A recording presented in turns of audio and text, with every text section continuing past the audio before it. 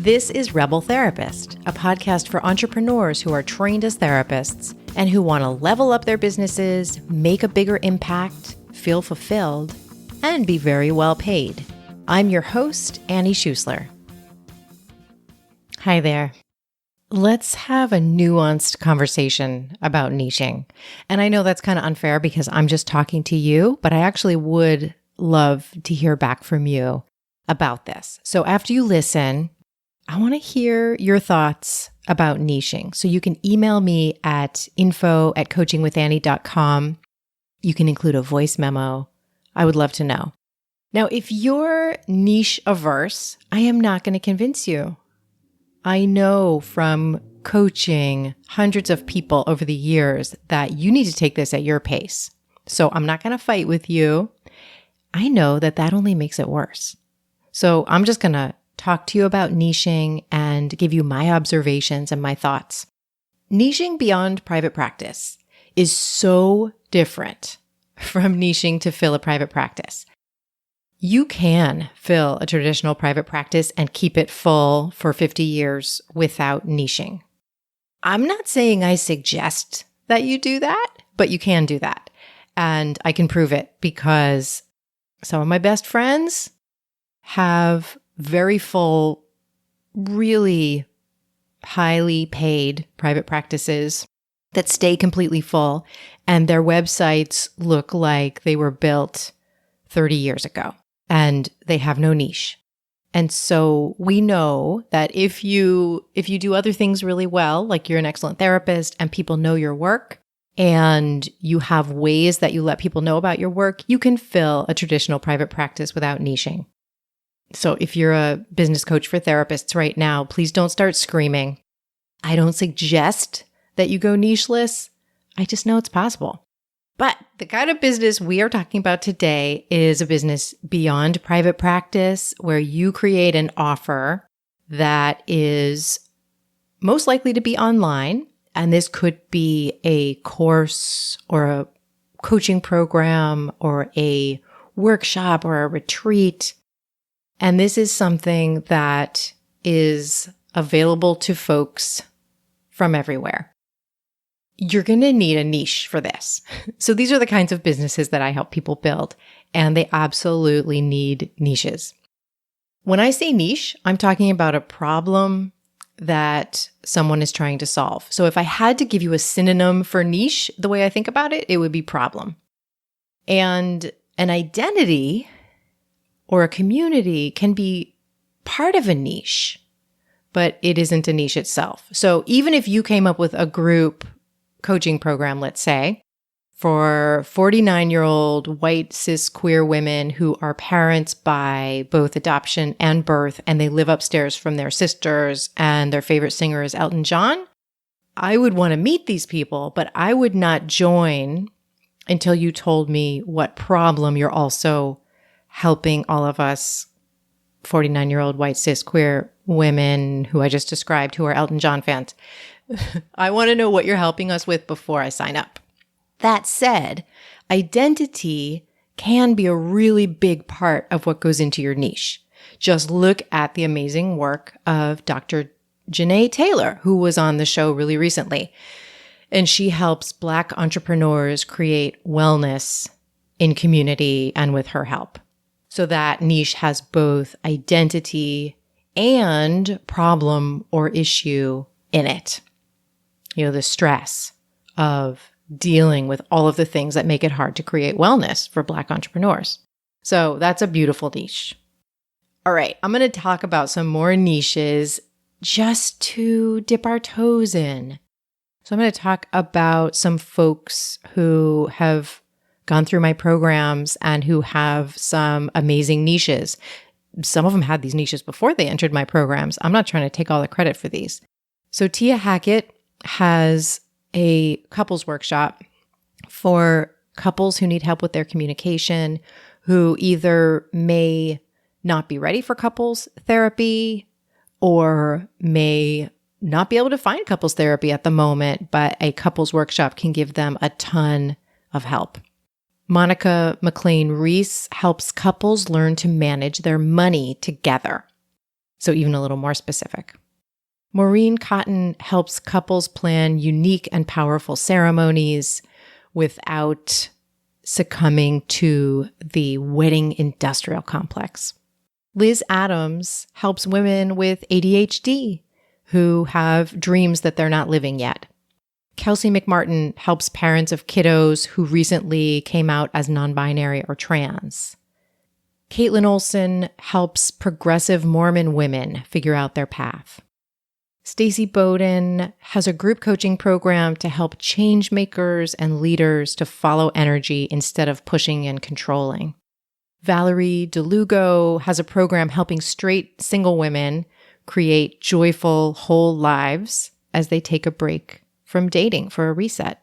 Samantha Fox has a program helping women who are coming out as queer later in life.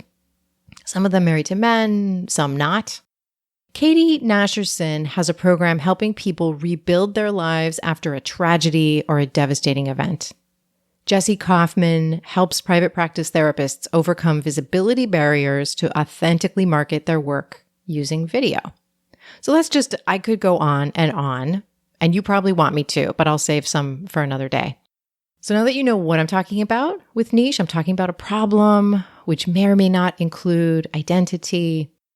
Let's talk a little more about why you should narrow your niche. Maybe. I'm throwing in that maybe just because I don't want to fight with you. Why you should narrow your niche. One big reason is so that you stand out and people can find you. So if you don't have a huge audience, a narrow enough niche is going to help people to find you and recognize the help you can give. So I just gave some examples of folks who have recognizable niches that stand out. And when you hear about a straight single woman who wants to take a break from dating, you might think of, wait, there was that person, Valerie. When you hear about a progressive Mormon woman, you might think, oh yeah, Caitlin. So these are things that will help you to stand out, help you actually come to mind.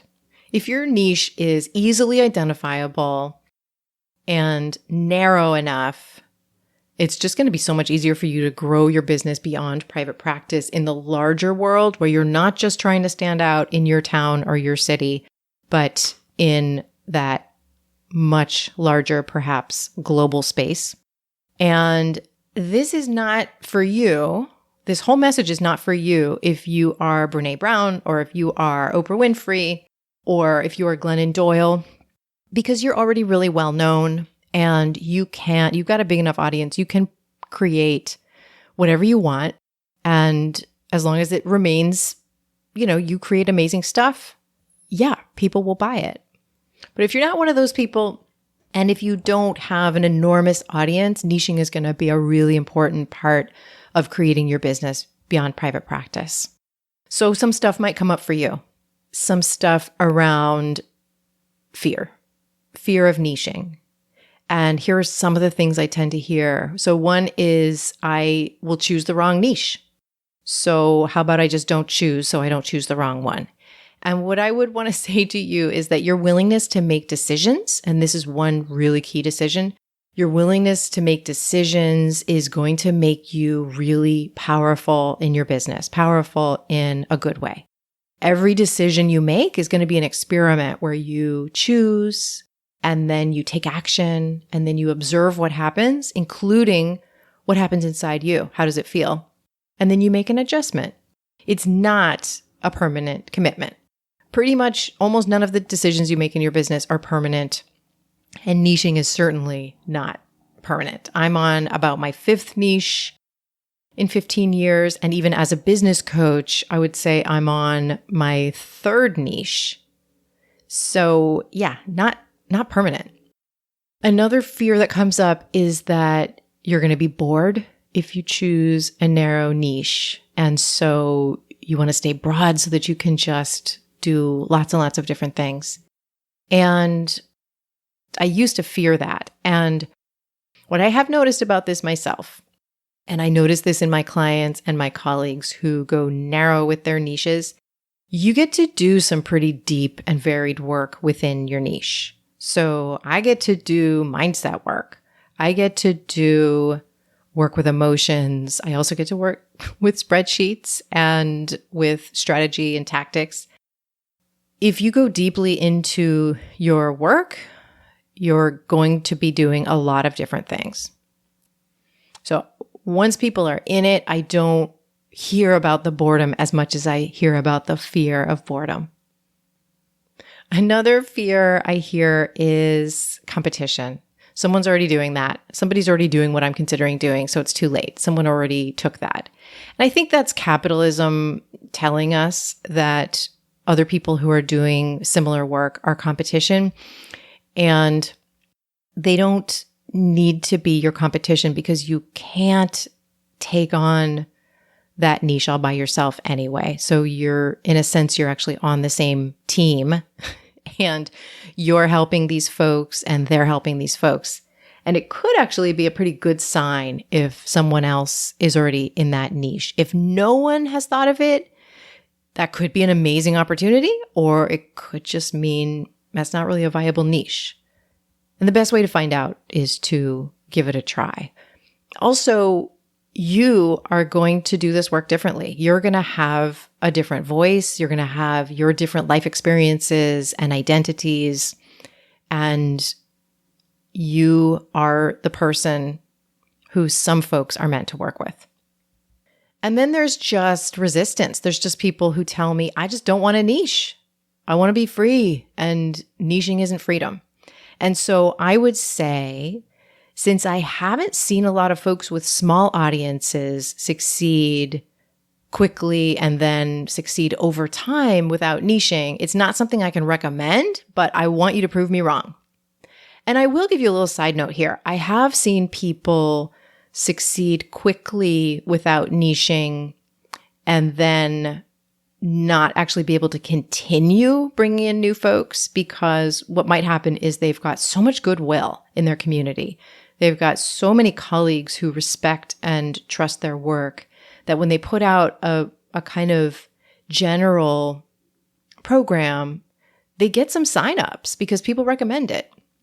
And then what can happen if they're not, Brene or Oprah or Glennon, what can happen is that then that audience or that network is burned out. Not burned out like in an upset way. It's just that the people who know you that well have already done the program. So in round 2, in round 3, it might be harder to keep filling that really general program that has a vague niche. Even if it's a wonderful program, if it has a vague niche, it might be hard to keep that business going.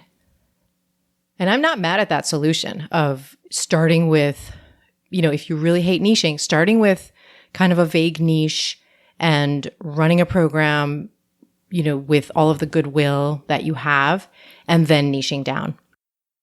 Now, you may not need any of this if you don't need to make money,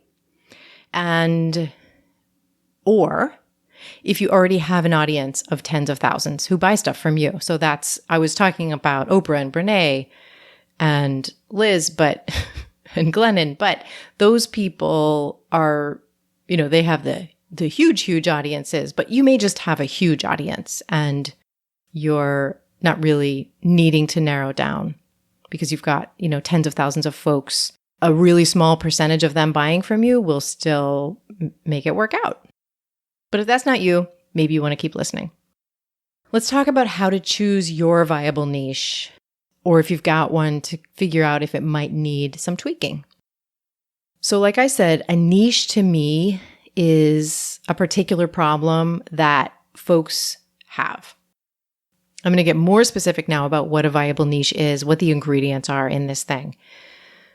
So some people who have this problem, they are motivated to solve it and they know they have it.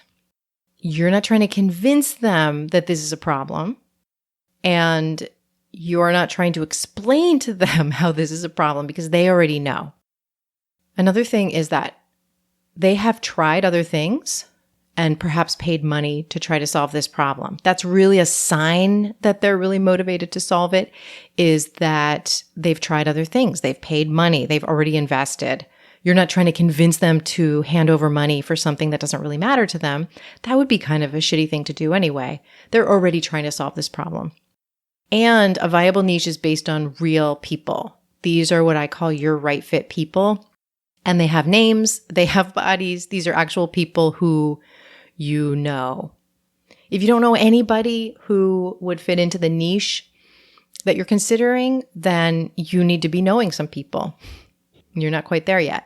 Another thing is that your niche needs to be easy to describe. So I was able to tell you about those niches, those examples earlier. You want it to be something that you can say in a sentence and that will be recognizable. And if it's not, you're not there yet. If you have to go on for paragraphs instead of a sentence, you don't have your niche yet. A viable niche will pass something that I call the cousin test. So this means that when you talk about your niche, some of the time, the person you're talking to will say, oh, I can think of a particular person, my cousin, my neighbor, my friend, who wants and needs this, who's been talking about this thing. If you some of the time get that reaction, that's a very good sign. On the other hand, you don't want to get the reaction, oh, that sounds really interesting. I bet everybody needs that. That might be a sign that you're not quite there yet.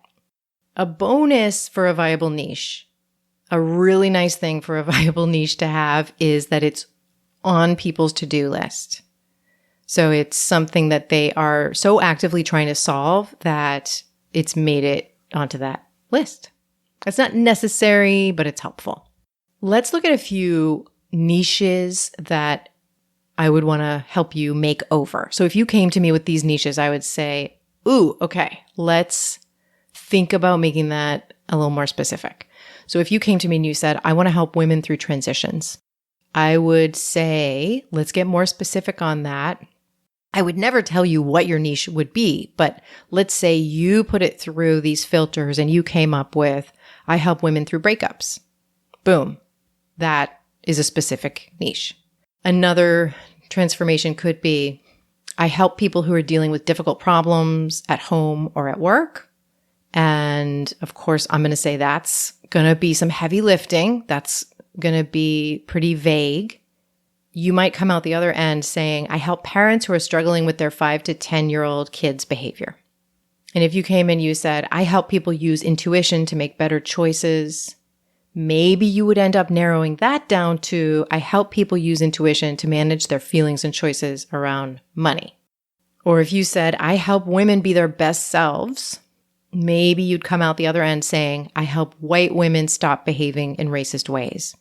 So those are just some examples of starting out vague and getting specific about this is one of the problems I could really help with. I'm going to give you a couple more filters to be aware of. It's got to be joyful for you. So you want this thing to be something that you love to talk about. If you needed to write 50 emails about this thing or blog posts or, create a podcast episode about it, you would have 50 things to say. Like if you sat down right now and started brainstorming, you would have 50 things to say about helping people use intuition to manage their feelings and choices around money, for example. So it's got to be something that brings you joy at least some of the time and something you've got a lot to say about.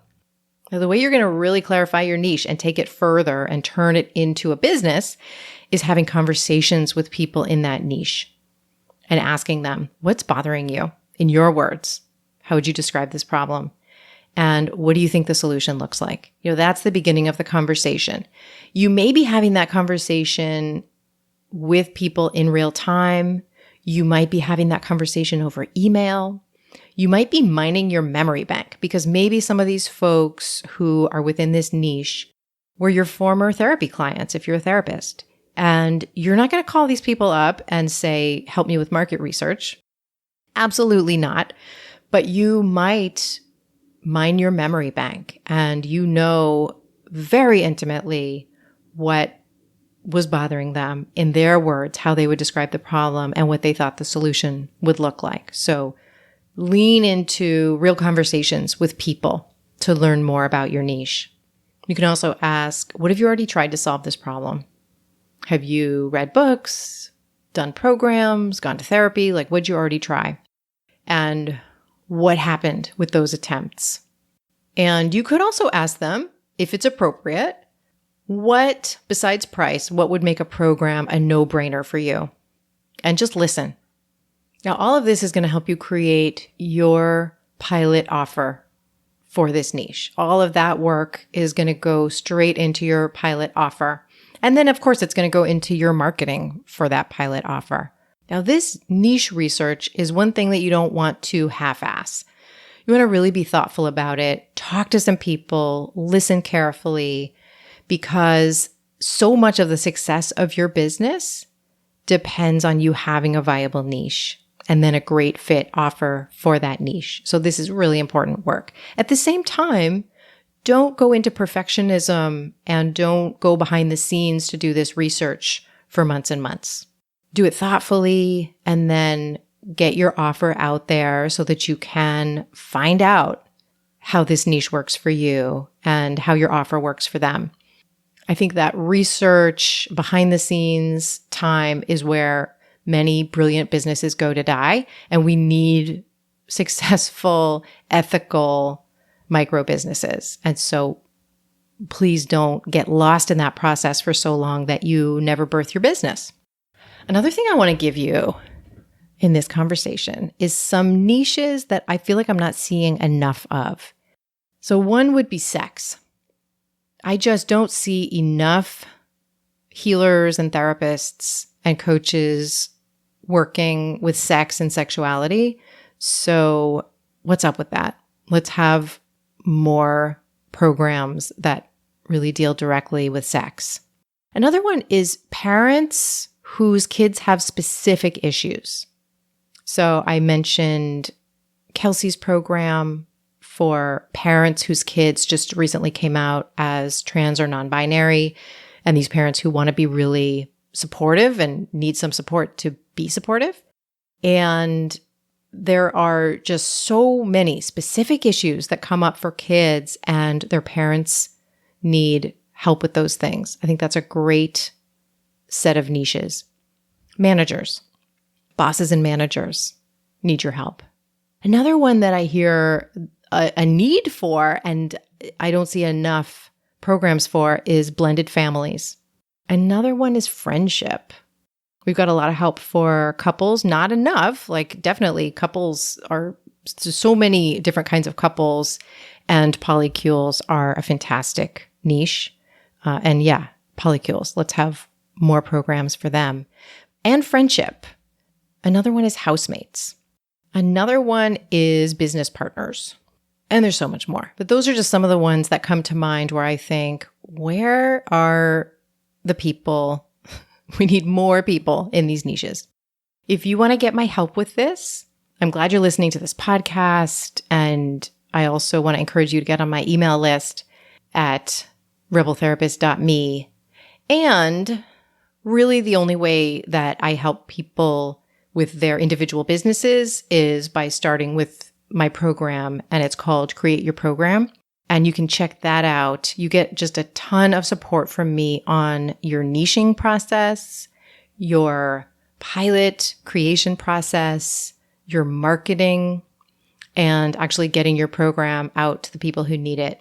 All of that happens in Create Your Program. So go over to rebeltherapist.me/create and check out what I have for you there. There's a lot of group support and individual support, and we bring in an attorney to help you with your legal questions, because there's no way in hell I'm answering those questions. I am not a legal expert.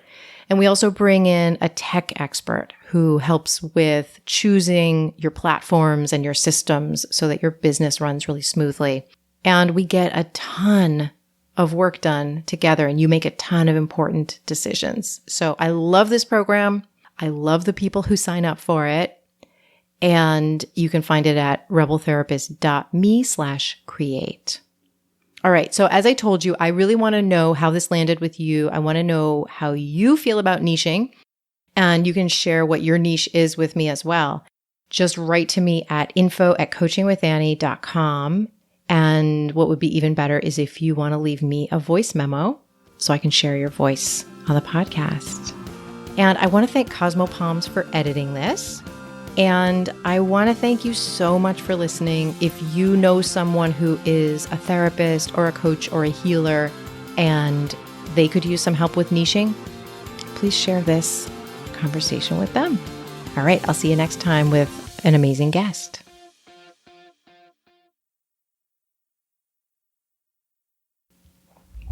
Hey, babe, can you try to be real quiet? Thank you.